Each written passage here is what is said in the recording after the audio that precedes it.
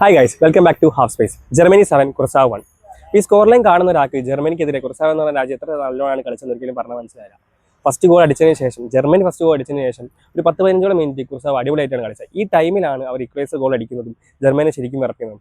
ഒരു ടൈമിന് ശേഷം ഇതിന് ജർമ്മനി കംപ്ലീറ്റ്ലി കളി ടുക്ക് ഓവർ ചെയ്യുന്നുണ്ട്, 7 ഗോൾ അടിക്കുന്നുണ്ട്. പക്ഷേ എന്നിരുന്നാലും ഈ 10-15 മിനിറ്റ് കുർസാവ് എന്ന് പറഞ്ഞ രാജ്യം കളിച്ചത് വളരെ അടിപൊളിയായി. മെച്ചയാണ് ജർമ്മനിക്ക് വേണ്ടി ഫസ്റ്റ് ഗോൾ അടിക്കുന്നത്.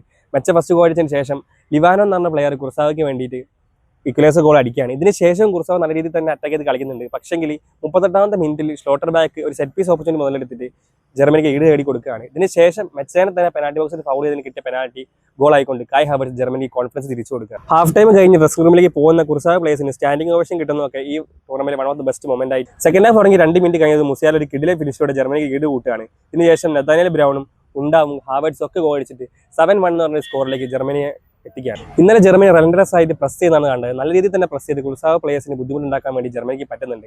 അതേപോലെ തന്നെ 2 ഫുൾ ബാക്സും ഹയർ ഓഫ് ദ പിച്ചാണ് കളിച്ചിരുന്നത്. കിമ്മിച്ച് ആയി കഴിഞ്ഞാൽ നത്താലിയ ബ്രൗൺ ആയി കഴിഞ്ഞാൽ നല്ല രീതിയിൽ തന്നെ പ്രോഗ്രസ് ചെയ്ത് മുമ്പോട്ട് പോകുന്നുണ്ടായിരുന്നു.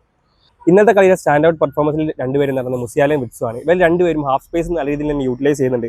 അതേപോലെ തന്നെ ബിറ്റ്വീൻ ദ ലൈൻ റണ്ണുകൾ എടുക്കുന്നുണ്ട്. അതേപോലെ തന്നെ ഹാവേർട്സിന്റെ ലിങ്ക് പ്ലേയും കൂടി ആയപ്പോൾ ഫൈനൽ തേർഡിൽ നല്ല രീതിയിൽ തന്നെ ജർമ്മനി അറ്റാക്കിംഗ് ത്രെട്ടായിട്ട് മാറുന്നുണ്ട്.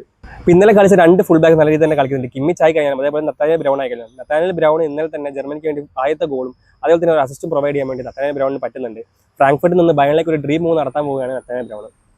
ഇന്നലത്തെ മാച്ചിലും ഒരുപാട് റെക്കോർഡ്സും കാര്യങ്ങളും ഉണ്ടായിട്ടുണ്ട്. അതിൽ ഒന്നാമത്തെ പറഞ്ഞാൽ മാനുവൽ ന്യൂയർ ജർമ്മനിക്ക് വേണ്ടിയിട്ട് ഒരു മേജർ ടൂർണമെന്റ് കളിക്കുന്ന ഏറ്റവും ഏജ് കൂടിയ പ്ലെയർ ആയിട്ട് മാറാണ്. അതേപോലെ തന്നെ ഇന്നലത്തെ ഗോളുകളോട് കൂടി ജർമ്മനി ബ്രസീലിനെ ഓവർടേക്ക് ചെയ്തുകൊണ്ട് വേൾഡ് കപ്പ് ഹിസ്റ്ററിൽ ഏറ്റവും കൂടുതൽ ഗോൾ ചെയ്യുന്ന ടീമായിട്ടും മാറുന്നുണ്ട്. കുർസാവ് വന്നിട്ട് മാച്ച് കളിച്ചതോടുകൂടി വേൾഡ് കപ്പ് കളിക്കുന്ന ഏറ്റവും പോപ്പുലേഷൻ കുറഞ്ഞ രാജ്യമായി മാറാൻ വേണ്ടി കുർസാവിനെ പറ്റുന്നുണ്ട്. അതേപോലെ തന്നെ അവരുടെ കോച്ചാണ് വേൾഡ് കപ്പ് ഹിസ്റ്ററിൽ ഏറ്റവും മേജർ ആയിട്ടുള്ള കോച്ച്. 78 വയസ്സായിരുന്നു കുർസാവിന്റെ കോച്ചിന് ഉണ്ടായിരുന്നത്.